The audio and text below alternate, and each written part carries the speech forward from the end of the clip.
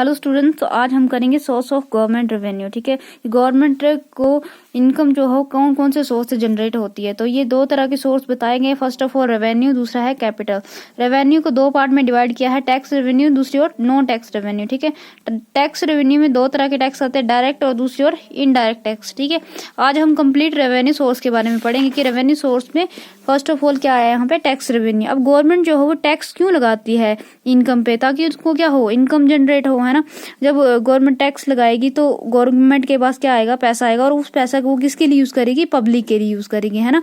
तो टैक्स जो है वो इनकम पे भी लग सकता है, सेल्स पे, प्रोडक्शन पे, इंपोर्ट एक्सपोर्ट पे भी लग सकता है। ठीक है, अब टैक्स भी दो टाइप्स के होते हैं, डायरेक्ट दूसरी और इनडायरेक्ट। ठीक है, डायरेक्ट टैक्स ऐसा टैक्स होता है जिसका हम बर्डन किसी और के ऊपर शिफ्ट नहीं कर सकते। मान लो कि अगर आपकी इनकम है तो आपको वो टैक्स खुद ही पे करना पड़ेगा, या फिर कोई गिफ्ट दी है आपने उसका टैक्स आपको खुद, वेल्थ टैक्स भी आपको खुद पे करना पड़ेगा। ठीक है, और ये बर्डन जो है वो किसी और के ऊपर शिफ्ट नहीं कर सकते, पर्सन खुद ही लायबल है अपने टैक्स को पे करने के लिए। लेकिन इनडायरेक्ट टैक्स में क्या होता है कि हम बर्डन जो है दूसरे पर्सन के ऊपर शिफ्ट कर सकते हैं। ठीक है, और ये जो है वो दूसरा पर्सन भी क्या कर सकता है, पे कर सकता है इस टैक्स। और ये टैक्स किस तरह के होते हैं, जैसे कि जीएसटी हो गया, एक्साइज ड्यूटी हो गया, कस्टम ड्यूटी हो गया, sale tax and tax on service tax. ठीक है, ये बर्डन क्या होता है, दूसरे पर्सन के ऊपर शिफ्ट हो जाता है। ठीक है, ये होता है इनडायरेक्ट टैक्स।